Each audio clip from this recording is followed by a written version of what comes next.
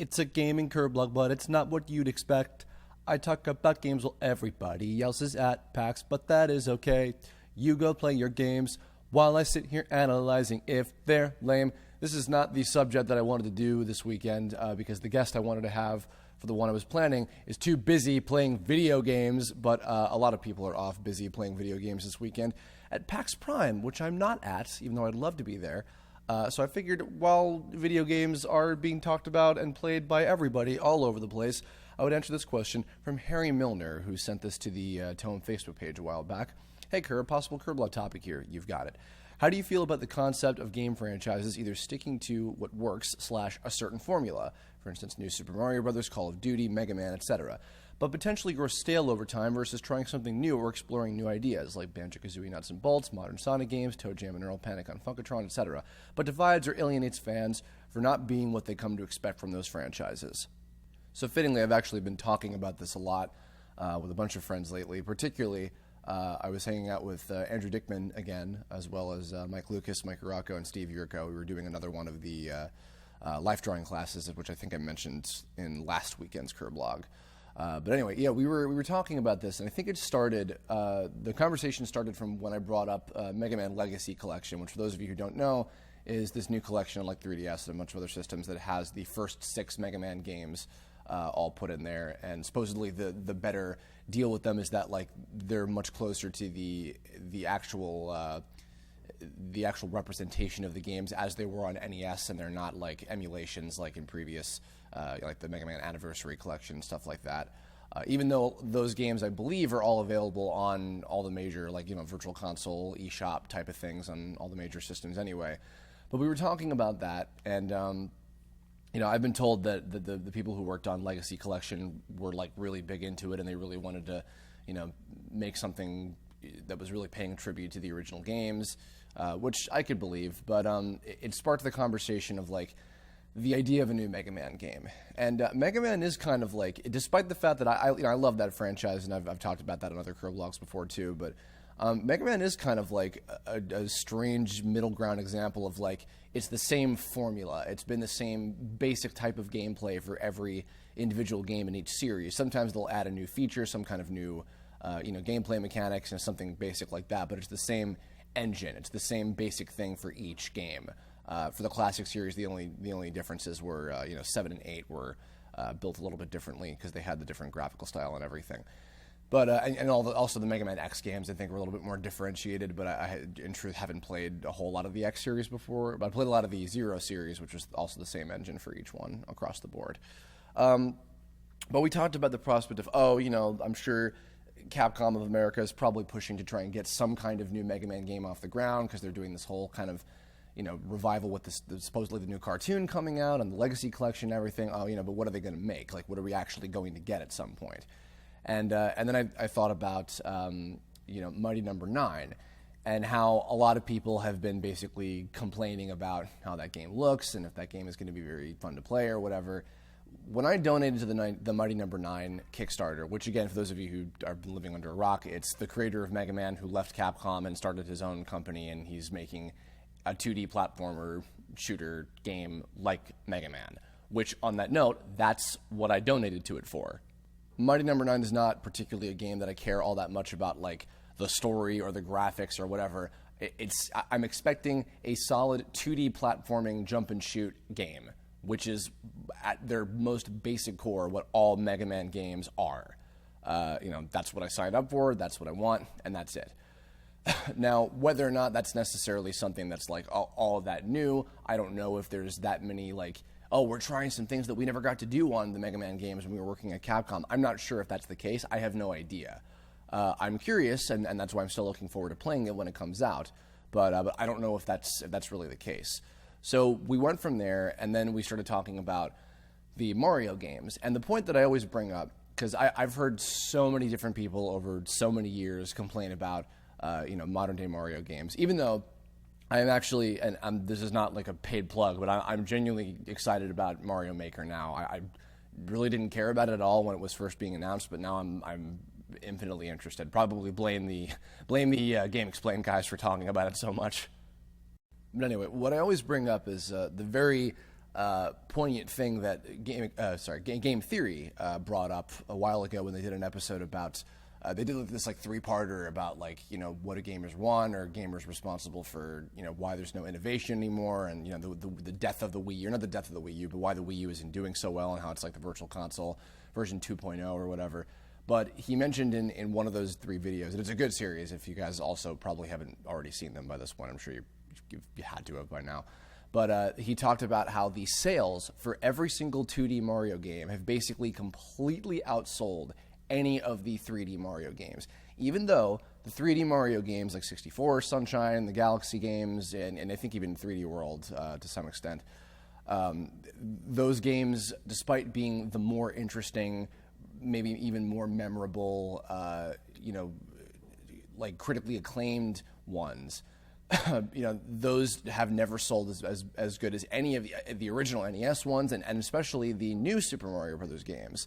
And so people get pissed off about, oh, they just keep on producing new Super Mario Brothers games, as in the, you know, the new Super Mario Brothers, like the 2D ones for like Wii U and all that. And I get that, but it's like, yeah, but people buy them and they play them. And while I do understand the basic complaint is stemming from, oh, it's literally the same combination of, you know, 9 worlds. It's always like green, desert, ice, water, jungle, lava, clouds, mountain, etc. It's the same combination every single time, and, you know, you fight the Koopalings or whatever, or you fight Boom Boom and Bowser Jr. and Bowser at the end, and etc. It's the same thing every time. But despite that, people buy them and they play them, and they're fun. They're well-made games. Like, I think John Tron pointed this out like ages ago by this point, that you know, but they're just very bland in that way.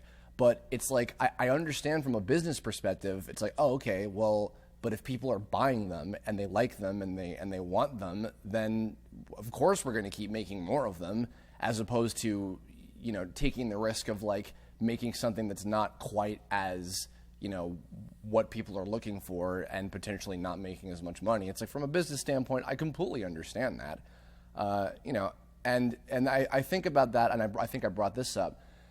I think about, in contrast to Sonic, you know, Sonic, and I know that that's a whole nother, that could be a Kirblog in and of itself, but to surmise, you know, Sonic is this kind of like halfway, like, oh, what are we doing? Because it's like, they listened to a lot of the fan reaction of like what they wanted out of seeing more of the characters, like in the adventure games and everything. Like, a lot of the new characters got, you know, given playable campaigns and everything because people wanted that. There was a lot of fan outcry of, oh, we want more characters to play as, and then, you know, which then resulted in Sonic Heroes, and, you know, with 700 bajillion different freaking characters.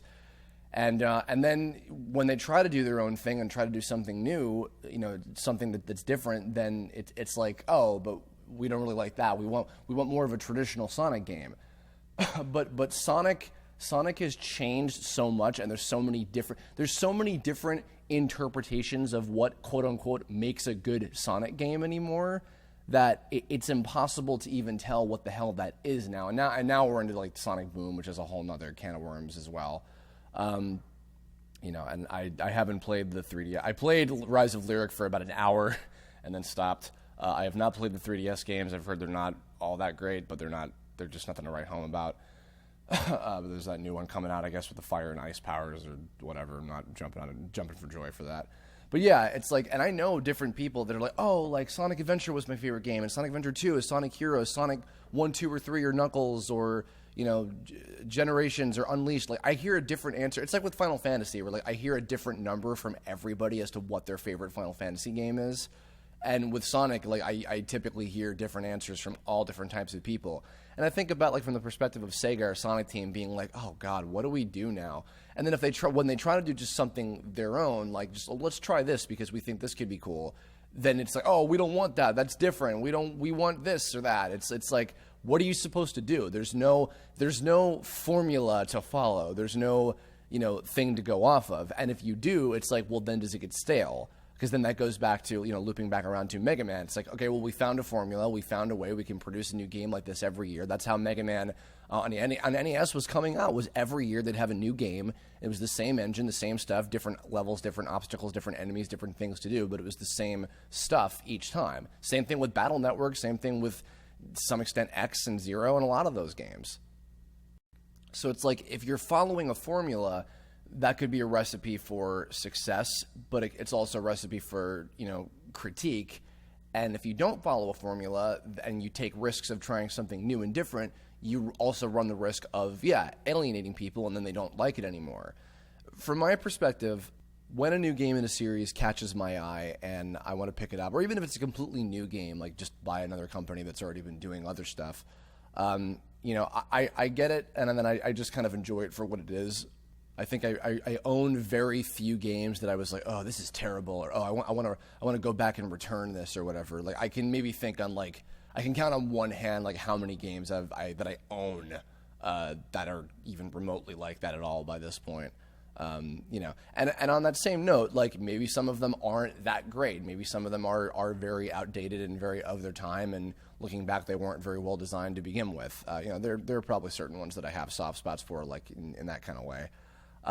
But yeah, what I'm very intrigued about, that I've been very enveloped in many years since Cryomore was kind of the first one that I became. Well, no, that's not true. Skullgirls actually was the first one. Technically, I was involved with, but just as kind of a gear in the machine. I wasn't really like very heavily involved in the development or anything at all. But seeing stuff like Cryomore and Hat in Time and Black Hole and all this stuff and Soul Saga.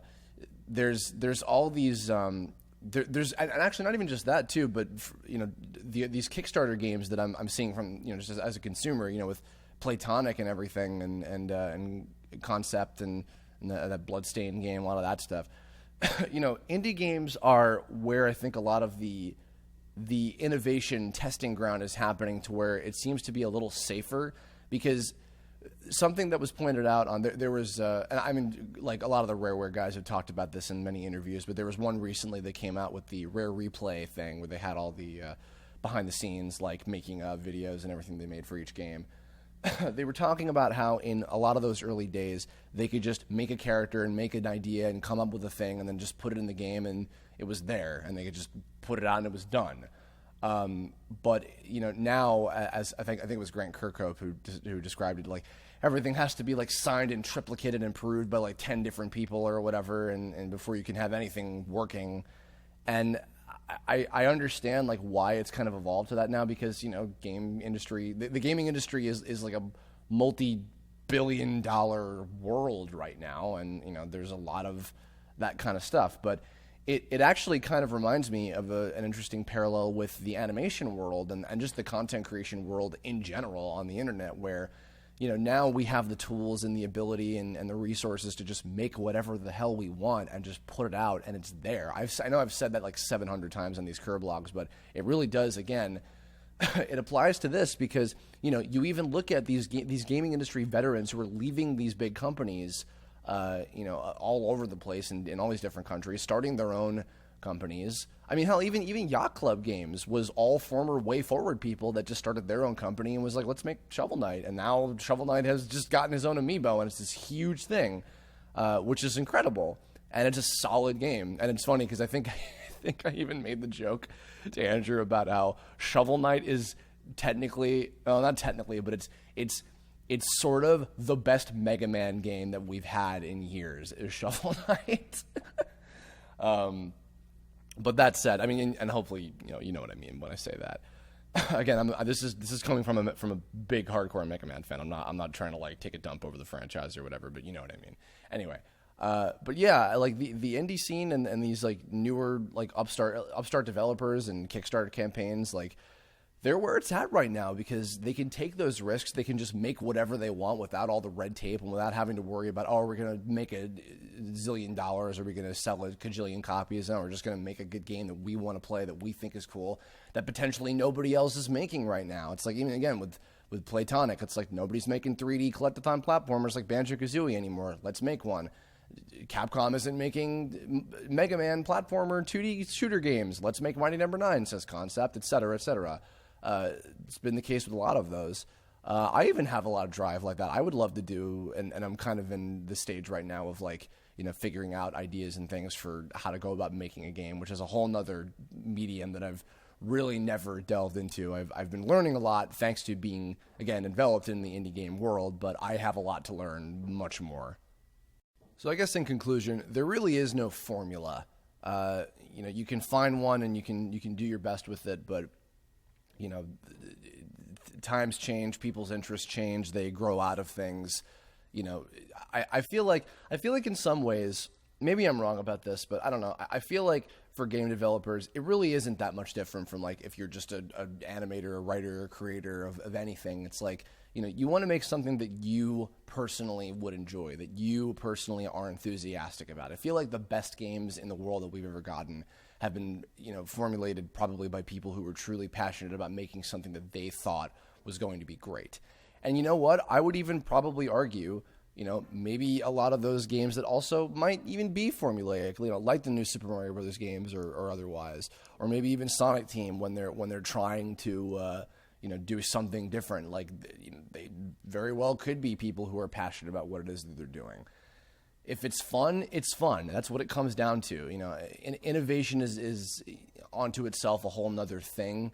But, again, I feel like game theory has covered a lot of that stuff better than I could ever eloquently put it. But, for me, like, I guess it's just the most bare bones thing for me is like, I'm playing a video game. I'm having fun. I'm taking my mind away from stuff. I'm finding myself a challenge. As I often rationalized it too as a kid, whenever I'd get angry and throw my controller or whatever, it's like, no, I just want a challenge, Mom. But it's because I know for me, when and if I ever get the opportunity to develop a game of my own, which I would love to do at some point, I would love to just develop a game that I myself would be really enthusiastic about doing. I'm working with a team that would also equally be enthusiastic about making the same type, whatever genre it were to be, etc. And if it's that innovative, great. If it ends up being that, if it ends up just being kind of whatever, if it maybe is super interesting or whatever, this is all hypothetical, but people don't like it very much. It's like, all right, then that's a lesson learned. If it's just about as basic as it gets, but people still enjoy it for what it is, then cool. Games are built for just having fun. So I think as long as they're accomplishing that basic purpose, I think that's the most important thing. And there are a lot of people who are genuinely trying to innovate and genuinely trying to do something that, to find that balance between the formula for success and the formula for being innovative. But it's, if everybody was a Miyamoto or, a Kojima or an Inafune, etc., then, I don't know, maybe the world would be a better place, but we have what we have. I think that the gaming world is kind of in the midst of a revolution in terms of new ideas and development. I mean, there's like the Oculus Rift, there's whatever the next generation of consoles is going to be, like with the NX or whatever. And I don't know, I'm grateful and open-minded to be, I guess, in the midst of that and learning a lot about it, just from the perspective of some kid who grew up playing whatever it is that I liked. But that's going to wrap us up. But thanks for listening.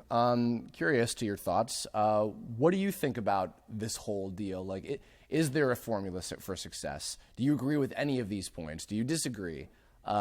Give me all of your opinions and your thoughts, and maybe some examples of games that you felt really broke the mold or found the formula or otherwise. I'm curious. Anything you want. Feel free to give me a whole essay if you want. That's your assignment, class. You don't really have to do that if you don't want to. That'll do it. Thanks for listening, and if you have ideas, as always, for future Kirblog topics, leave a comment about that too, or hit me up on Twitter, Tumblr, Facebook, whatever you feel like, and I'll hold on to those. I think I have a few more ideas for the next week or so. Whether or not I get to do the one that I was hoping to do with my guest, we'll see what happens, but I've got more in the works, so look forward to those. And thanks again. We'll see you next time. Bye-bye.